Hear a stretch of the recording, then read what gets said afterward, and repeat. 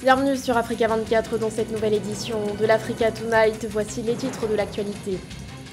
La Gambie au rythme de la campagne présidentielle. 6 candidats sont en lice pour ce scrutin prévu le 4 décembre prochain. Parmi eux figure le président du Congrès démocratique de la Gambie, Mama Kandé. La deuxième édition de la foire commerciale intra-africaine en Afrique du Sud. L'événement qui a ouvert ses portes ce lundi se tiendra jusqu'au 21 novembre. Nous serons à Durban dans ce journal. Et puis le Cameroun qualifié pour les barrages du Mondial 2022. Les Lions indomptables se sont imposés face à la Côte d'Ivoire sur un score de 1-0. Les détails à suivre dans cette édition. Et tout d'abord, la mort d'une vingtaine de civils au Niger. Ils sont décédés ce mardi dans une attaque perpétrée dans la région de Tawa, située à l'ouest du pays. Dans les détails, l'incident est survenu à Bakora, dans les départements de Tilia. Selon les autorités locales, des terroristes seraient à l'origine de cet incident. Peu après l'offensive, les forces de défense ont aussitôt été déployées sur place pour retrouver les assaillants. Rappelons que cette même région avait été ciblée en mars dernier par une attaque meurtrière. Plus de 130 civils avaient été tués. La campagne présidentielle se poursuit en Gambie. 6 candidats sont engagés dans la course à la magistrature suprême. Parmi eux, le président sortant, Adama Barrow, ou encore Mama Kandé, le leader du Congrès démocratique de la Gambie. Candidat malheureux à la présidentielle de 2016, il se montre déterminé à mener la guerre contre la corruption. Plus de précisions avec Aïssatou Bari. À 56 ans, Mama Kandé se lance à l'assaut du fauteuil présidentiel. On le présente comme le candidat du vrai changement, classé 3e avec 17,7% des voix aux dernières élections en 2016. Mama Kandé espère cette fois-ci remporter le fauteuil présidentiel. Une fois élu président, il compte s'atteler à l'épineux problème de la corruption qui gangrène le pays. Nous allons combattre la corruption à la lettre. Il existe de nombreuses façons de lutter contre la corruption. La justice semble aveugle face à ce fléau comme face aux saisies records de cocaïne. Et nous savons que la corruption est endémique dans ce pays. Mama Kandé est le président fondateur du parti d'opposition, Parti du Congrès démocratique GDC. Depuis le début de la campagne, il s'offre partout à travers le pays des bains de foule en liesse. Au cours de sa carrière politique, Mama Kandé a occupé de nombreux postes politiques, accumulant ainsi une expérience et expertise pratique de leadership sur les questions locales et internationales. C'est un politicien qui est assez altruiste. Il a beaucoup œuvré dans les zones rurales, ça il faut lui reconnaître. Maintenant, c'est celui qui est arrivé en 3e position à l'élection de 2016. Aujourd'hui, la configuration de l'arène politique a changé et il décide toujours de faire cavalier seul. Il n'y a pas de coalition politique entre son parti et les autres partis politiques, ce que je trouve dommage parce qu'il aurait peut-être plus de poids politique s'il accepterait d'aller vers une coalition. Ce n'est pas le cas, on verra. Mais c'est quelqu'un qu'il faut prendre au sérieux, qui n'était pas loin d'avoir un quart de la population dans les urnes à l'élection de 2016. Le président du GDC jouit dans les sondages d'une position confortable lors des joutes présidentielles de décembre 2021.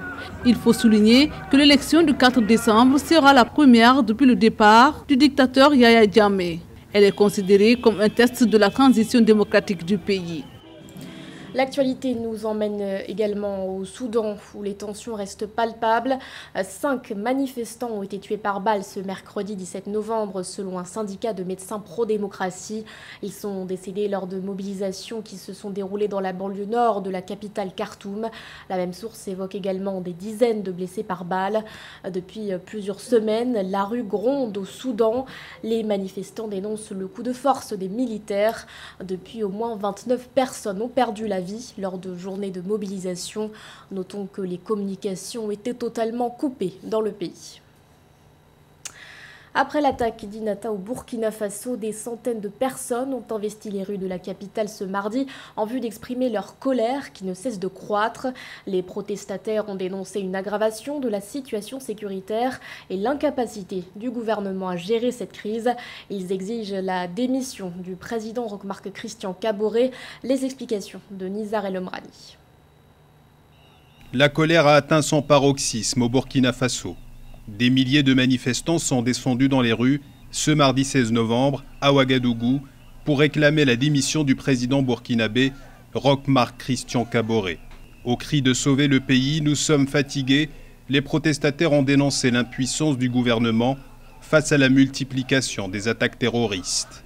La mort de 32 soldats d'un détachement de gendarmerie d'Inata, dans la province de Soum, le week-end dernier, a mis le feu aux poudres. Abdoulaye, un manifestant, laisse échapper son désarroi. Et on n'est pas nouveau avec des attaques au Burkina ici.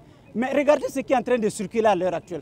Comment vous pouvez comprendre que des gars font faire 2 semaines sans avoir de la nourriture, jusqu'à envoyer un SOS pour dire qu'on manque de nourriture. Et nous ne sommes même pas capables de réagir. Le Burkina Faso est à la merci des assauts des groupes armés depuis 2014. Les déplacés se comptent par milliers et la pression croissante de l'opinion publique inquiète les autorités au plus haut point. Pour une bonne partie des Burkinabés, la responsabilité incombe aux dirigeants du pays, accusés de mauvaise gestion sécuritaire et d'un manque de volonté manifeste. Un avis partagé par Auguste Kousmango, membre du mouvement Save Burkina Faso. Mais nous, notre terrorisme est particulier. Notre terrorisme est particulier, puisque c'est entre nous. Et ce gouvernement-là, je suis sûr qu'ils savent qui est derrière ça. Et s'ils refusent de nous aider à sortir de ça, qu'ils débarrassent le plancher. C'est pas forcé. Des manifestants qui demandent par ailleurs le départ des troupes françaises du pays et le désengagement des théâtres d'opérations extérieures, notamment au Mali et au Niger. Des interventions jugées comme favorisant les attaques terroristes au Burkina Faso. L'Afrique du Sud abrite depuis ce lundi la 2e édition de la foire commerciale intra-africaine. L'événement placé cette année sous le thème « Construire des ponts pour une ZLECAf réussie » est organisé dans la ville de Durban. Bilan de ces premières journées, plusieurs accords ont été scellés, notamment avec le Zimbabwe dans le domaine de l'énergie. Un reportage de notre correspondant Ange Bijounomegno. Comme vous le voyez, nous sommes sur le site de la foire commerciale intra-africaine qui a lieu actuellement à Durban en Afrique du Sud. La cérémonie d'ouverture a eu lieu ce lundi 15 novembre avec la participation de plusieurs chefs d'État.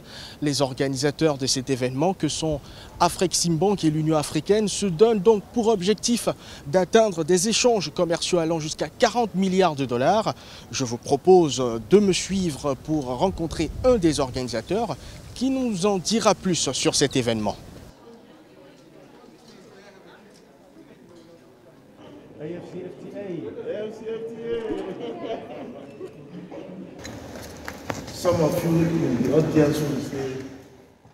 Certains parmi vous doivent certainement se demander pourquoi nous finançons l'énergie fossile. Et nous disons que nous n'avons pas honte de financer l'énergie fossile. Les problèmes que nous avons sur le continent, sur le plan environnemental, et les discussions que nous sommes en train de mener dans le monde nous obligent à trouver une solution pour équilibrer la balance. Le deal que nous avons scellé aujourd'hui doit servir d'exemple pour les autres pays qui doivent mieux gérer leurs problèmes environnementaux. Afreximbank, leader du commerce africain, vient donc de signer un accord historique avec la Nigerian Petroleum Industry. Cet accord devra permettre de fluidifier les échanges commerciaux qui se font dans le milieu du pétrole et garantir un certain équilibre sur le plan environnemental. D'autres pays ont également bénéficié des largesses de la Banque panafricaine. Aujourd'hui, nous avons signé 3 accords avec le Zimbabwe. Ce sont des accords que nous avons signés avec 3 banques pour soutenir la production d'énergie au Zimbabwe. Et le plus important, c'est l'énergie électrique. Comme vous le savez, le Zimbabwe n'est pas suffisamment assis en termes de production d'énergie électrique. Nous avons donc signé ces accords avec ces banques pour que la compagnie électrique du Zimbabwe puisse importer l'énergie électrique du Mozambique, de la Zambie et de l'Afrique du Sud.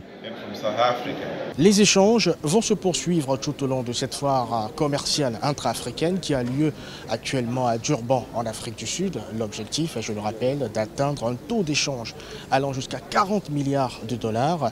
Un taux qui devra permettre justement de booster les échanges commerciaux entre les pays africains. Ange Bijounomegno pour Africa 24 à Durban. Un rendez-vous majeur qui doit réunir plus de 10 000 participants et 1100 exposants. Notre correspondant Ange Bijounomegno est allé à la rencontre de l'un d'entre eux et s'est entretenu avec Ali Keita, directeur général de Carité Afrique. Bonjour à toutes et à tous, nous sommes dans la rubrique Exposant du jour et aujourd'hui nous sommes en présence de Monsieur Keita qui va se présenter et qui va nous présenter les produits qu'il expose à cette foire commerciale intra-africaine qui a lieu à Durban. Bonjour Monsieur Keita. Bonjour, je suis Monsieur Ali Keita, directeur général Karité Afrique. D'accord, alors Monsieur Keita, vous exposez du karité à cette foire, comme on le voit sur ces images. Pouvez-vous nous parler de ces produits ? Bien, là c'est du beurre de karité certifié, c'est du beurre brut, mais du beurre certifié. C'est-à-dire que c'est certifié EcoCert. C'est un produit qui rentre dans l'industrie de la chocolaterie, c'est un produit qui rentre dans l'industrie de la pharmaceutique. Maintenant, nous sommes en train de le raffiner pour que ça puisse rentrer dans l'industrie de la chocolaterie. Très bien. Mais alors, comment ça se passe le processus de fabrication de ces produits made in Côte d'Ivoire? Bien, le process c'est quoi? C'est qu'il y a une collecte par les matrones du karité qui font déjà la collecte. Après la collecte, elles font le traitement du karité, elles font le séchage. Après le séchage, ça va maintenant à l'unité de transformation qui va maintenant faire la torréfaction, faire le barattage jusqu'à ce qu'on obtient ce beurre de karité que nous appelons chez nous généralement du beurre de karité stabilisé. Très bien. Alors, quelles sont votre population cible? Les personnes que vous ciblez souvent pour la commercialisation de vos produits? Donc, il faut savoir que le beurre de karité est utilisé à hauteur de 70% dans l'industrie de la cosmétique et à 10% dans l'industrie de la pharmacie. Comme je l'ai dit tantôt, nous sommes en train de négocier avec l'industrie chocolaterie qui utilise déjà du beurre de karité, mais du beurre de karité raffiné. Malheureusement, l'Afrique n'a pas d'industrie de raffinage de beurre de karité pour qu'on puisse négocier directement avec les grandes sociétés de la chocolaterie. Mais on peut déjà dire que à ce forum de l'AIF ici à Durban, j'ai reçu beaucoup de visiteurs dans le domaine de la cosmétique, dans le domaine de la pharmacie et même aussi beaucoup de dames qui souhaitent vraiment utiliser le beurre de karité pour arrêter un peu les produits qu'elles utilisent. Donc j'ai eu assez de visiteurs au niveau de mon stand. Merci beaucoup Monsieur Keita. Merci et merci aussi à notre télévision africaine. Un mot de sport à présent avec la qualification du Cameroun pour les barrages du Mondial 2022 à l'issue de la dernière journée des éliminatoires Zone Afrique. Les Lions indomptables ont battu les éléphants de la Côte d'Ivoire. Score final 1-0. Reportage de notre correspondant Thierry Ndassa. Le coup de sifflet final qui permet enfin aux Lions indomptables du Cameroun de laisser éclater leur joie face à leur victoire in extremis contre les éléphants de Côte d'Ivoire. Une rencontre comptant pour la dernière journée de la phase qualificative pour la Coupe du Monde de football, prévue en 2022 au Qatar. C'est à la 21e minute de jeu que l'attaquant de l'Olympique lyonnais en France, Karl Toko Ekambi, va offrir l'avantage à la sélection camerounaise devant les 25 000 supporters que comptait le stade de Japoma à Douala. Une célébration qui a continué jusqu'à la conférence d'après-match avec la presse locale et internationale. Le coach nous a demandé de jouer notre football, d'être concentré à 100% parce qu'on sait que c'est une grande équipe en face avec des grands joueurs qui jouent un beau football aussi, mais on était à la maison, on se devait d'être fort sans ballon et d'être fort avec le ballon. C'est pour ça qu'on a bien entamé le match, on a fait 30 premières minutes. Après on a dû s'adapter parce qu'ils ont eu un changement tactique qui nous a un peu dérangé. Notre système de jeu préférentiel est un 4-3-3. Nous avons des joueurs très bons sur les côtés, de bons attaquants, des milieux de terrain de référence, dont je préconise beaucoup ce système de jeu. Comme vous avez pu le constater quand les joueurs viennent de leur club, on fait beaucoup de travail de récupération. Ils viennent 2 à 3 jours avant un match, dont on se préoccupe beaucoup de la récupération physique et mentale des joueurs. On a très peu de temps pour travailler. Les deux géants du football africain faisaient partie du groupe D, avec le Mozambique et le Malawi.